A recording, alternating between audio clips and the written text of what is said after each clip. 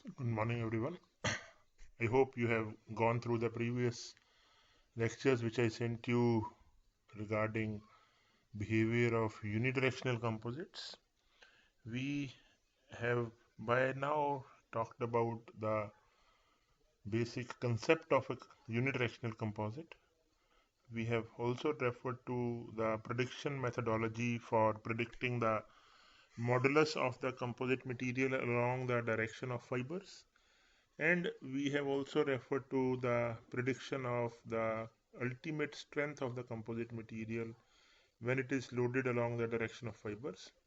It is in that context that we have referred to two cases in my last class. We have said that there are two possibilities depending upon what is the volume fraction of fibers in the composite materials. We have defined minimum volume fraction and we have got this expression.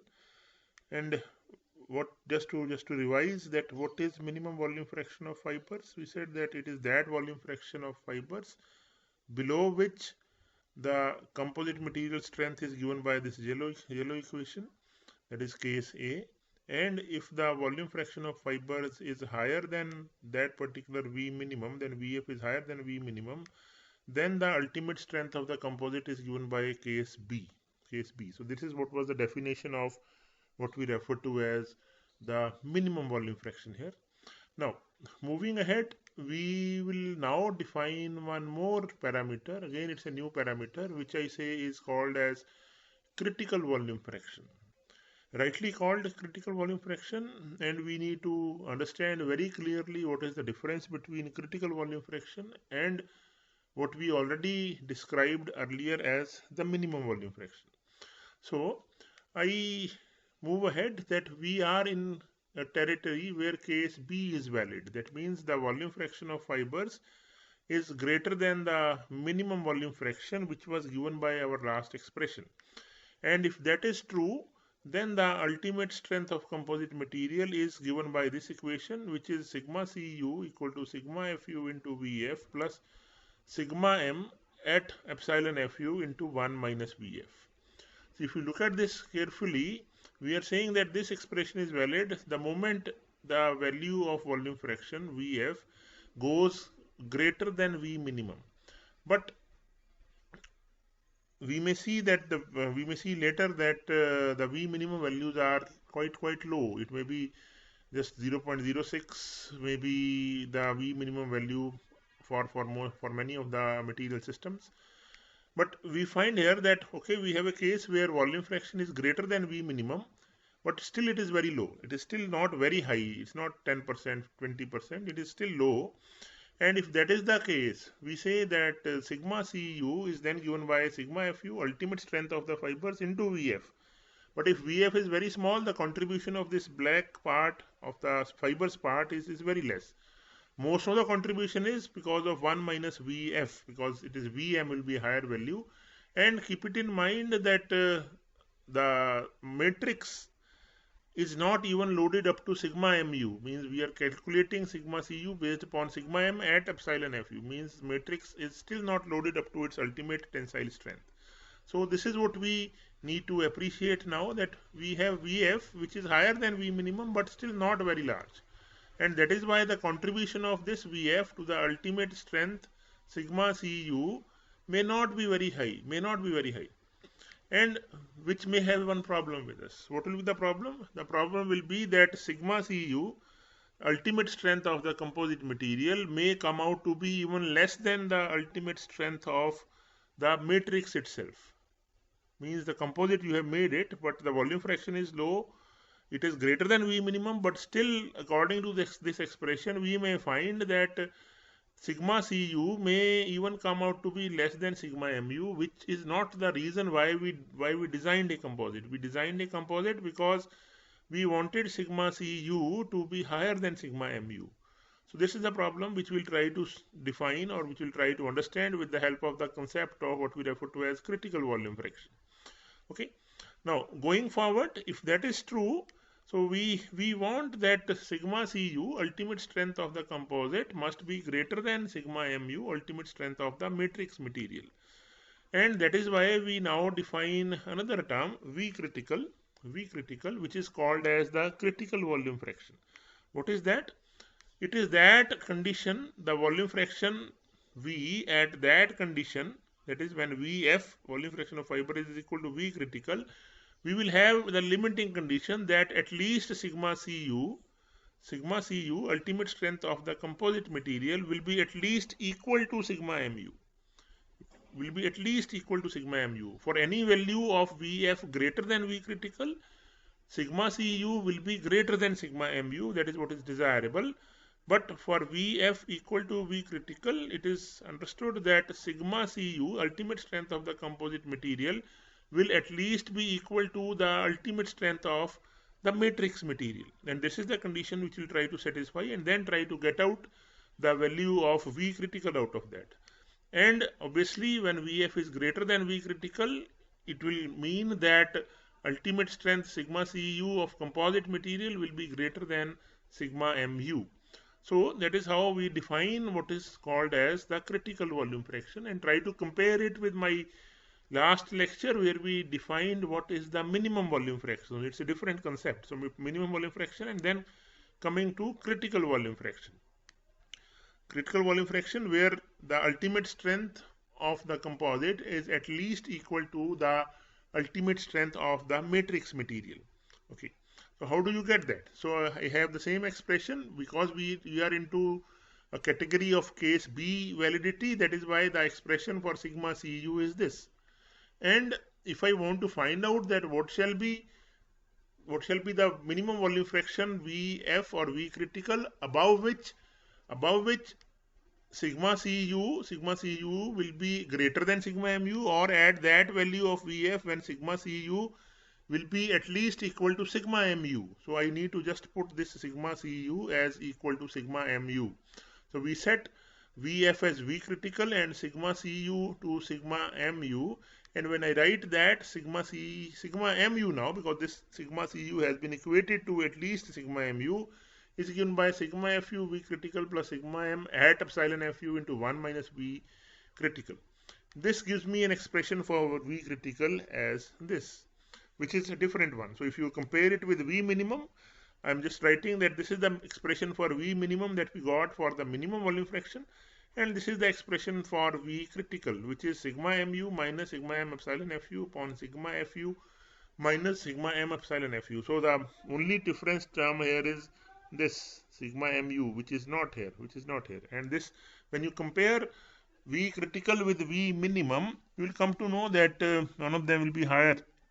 So we have the second expression for V critical, which is the critical volume fraction, slightly different from the minimum volume fraction. When you calculate it for certain material systems, you may find that they are almost very near to each other, but they are not the same. So moving forward, let's conclude what we have learned by now regarding unidirectional composites, and specifically when they are loaded along the direction of the fibers. So we have seen that when volume fraction is less than the minimum volume fraction, the ultimate strength of the composite is given by sigma Cu is equal to sigma Mu into 1 minus Vf. That means it is a matrix dominated behavior. Whatever is the property of the matrix sigma Mu, that will dictate what will be the value of sigma Cu. When Vf is equal to V minimum, then the second equation becomes valid. That is, then when Vf is equal to V minimum, sigma Cu will be given by the second expression, sigma Fu Vf plus sigma M at epsilon Fu into 1 minus Vf. Means from a matrix dominated behavior, it is now shifting to maybe a fiber dominated behavior, but still we may see that sigma Cu given by this expression may still be less than sigma Mu. It may be still less than sigma Mu, that is ultimate strength of the matrix material. So then we have the third case when volume fraction is greater than V minimum, but it is less than V critical, but still we may find that sigma Cu is less than sigma Mu. And when volume fraction of fibers is greater than V critical, then obviously the sigma Cu value that obtained by this expression, the expression remains same. So for the second, third and the fourth case, the expression remains the same, but when Vf values keep on changing, when Vf goes beyond V critical, we may find that sigma Cu here is now greater than sigma mu, that is normally desirable in most of the cases. Okay, now so just to revise that V critical is given by this expression, and then sigma Cu for this case is given by the second expression here.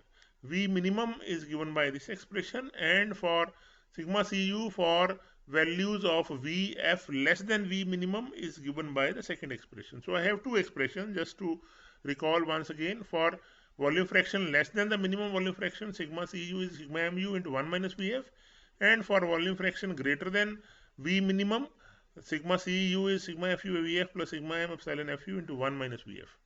Let's take one example here where I take three values. I take a material system, maybe a glass fiber and an epoxy, where the ultimate strength of the fibers is 300 megapascals. These are values are in megapascals. Sigma mu is again the ultimate strength of the matrix material 50 megapascal, and stress in the matrix when strain in the fiber is or strain in the composite is equal to the ultimate strain of the fibers is, let us say, 30 megapascals.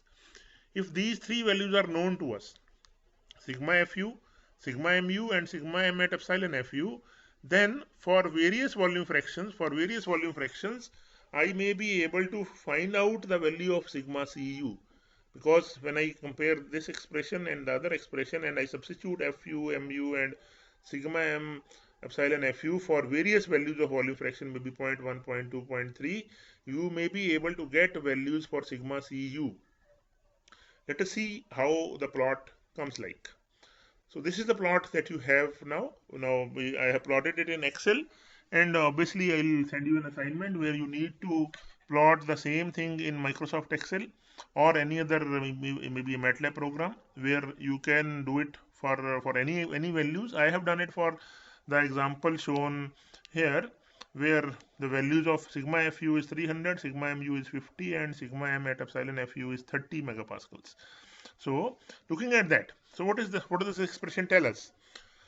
So we find that we are predicting sigma Cu for various values of volume fraction, and you have two curves. We have a blue curve which is case A, and we have a red curve which is case B. So case A is governed by this equation, means this is valid.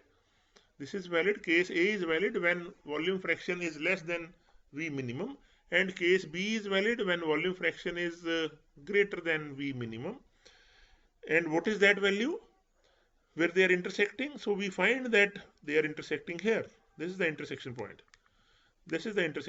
Where we find that after this the validity of two equations is changing. That means below this line, the blue line is valid, and below this less than this point, less than this volume fraction, which we can calculate, it comes to around 0.06, I suppose, somewhere here we will calculate it, 0.06.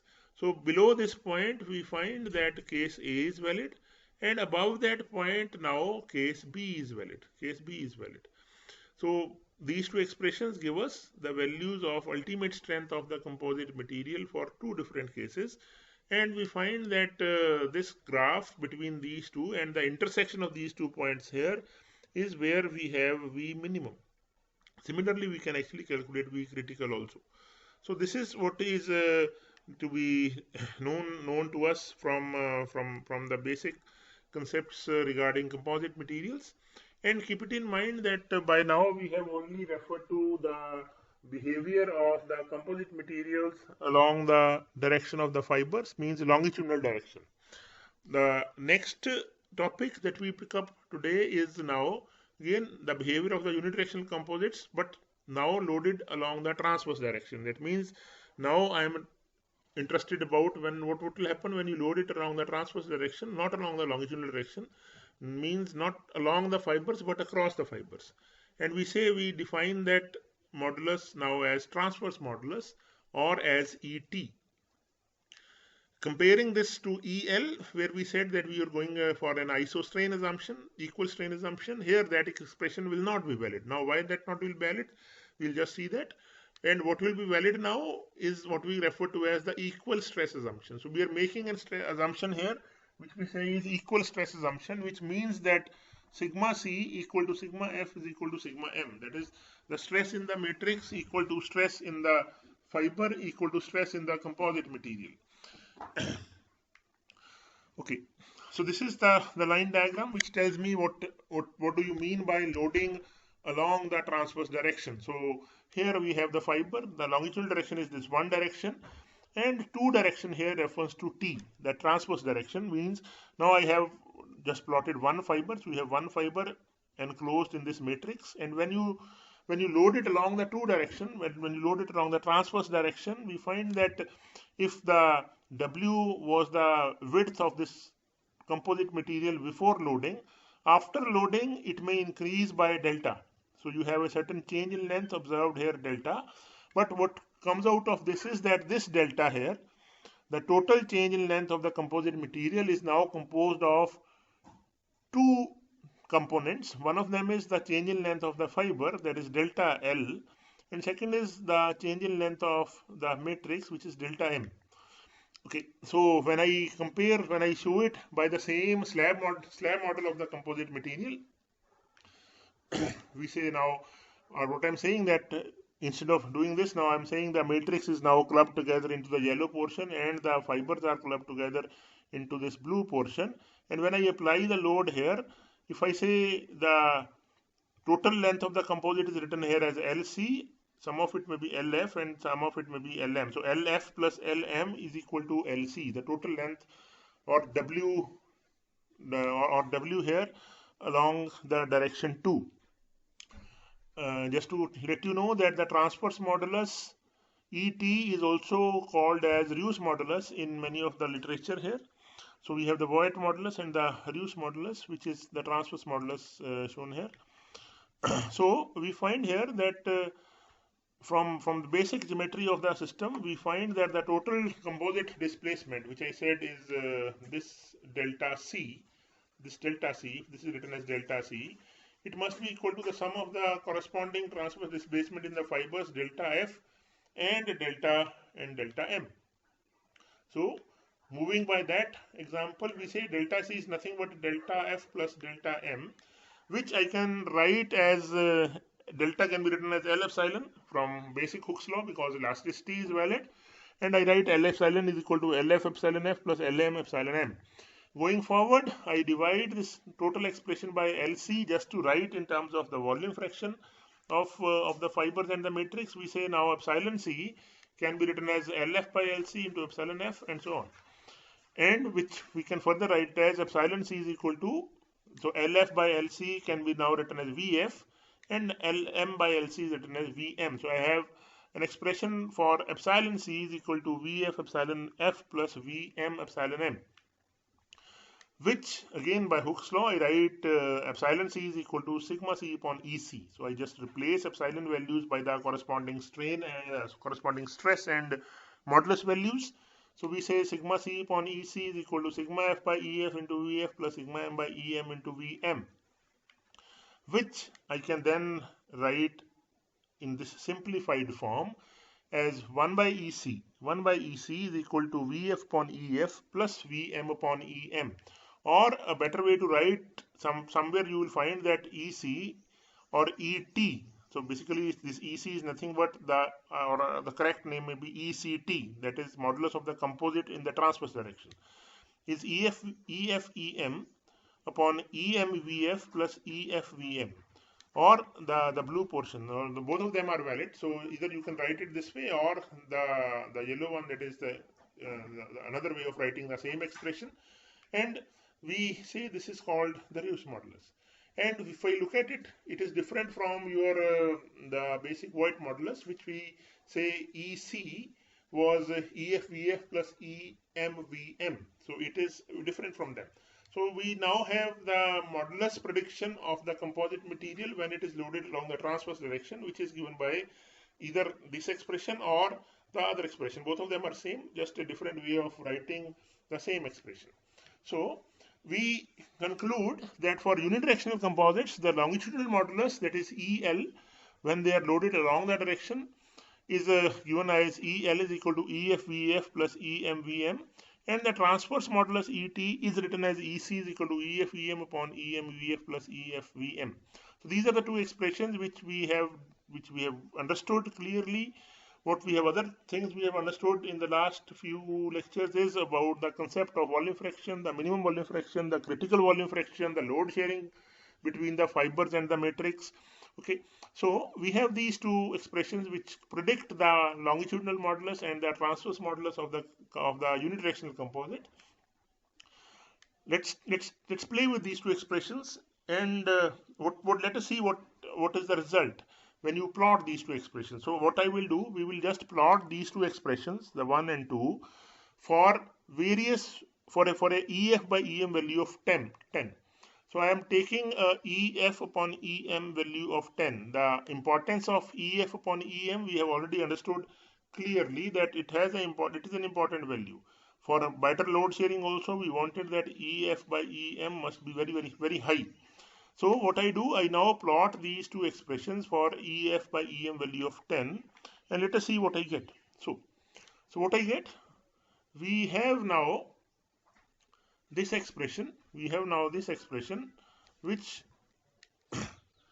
tells me the EL value and EC value, and when I plot these two values for a different value, for a value of EF by EM equal to 10, this is what I get. We have the blue line, which is what, EL by EM, and what is this red curve? The red curve here is ET upon EM. So in a way, we are saying that the blue line is what referred to as the predicted value of the longitudinal modulus, and the red line is the predicted value of the transverse modulus for various values of volume fractions. The volume fraction is varying from here, going up to 0 to 1, and we find these are the predicted values, means what is predicted by the expressions that we derived theoretically. What happens practically, it is observed that the longitudinal modulus prediction is very close to the experimental values, means experimentally if you find out the longitudinal modulus of the unidirectional composite, you will find it almost follow the same blue line. But the same is not true for the transverse modulus, where we find that when you actually experimentally find the transverse modulus, we are somewhere here, this green line, which is actually higher than what the equations are predicting. Means the equations are giving you the equation for ET is giving you maybe a safer design. It is predicting lower values of modulus along the transverse direction, whereas experimentally the modulus values found along the transverse direction are higher than the predicted values. So there are reasons for that, and that is why the other expressions like Halpern-Tsai equations are used for finding out the transverse modulus and the transverse strength, but we will not go into that, and I'll try to conclude my discussion here on the unidirectional composites.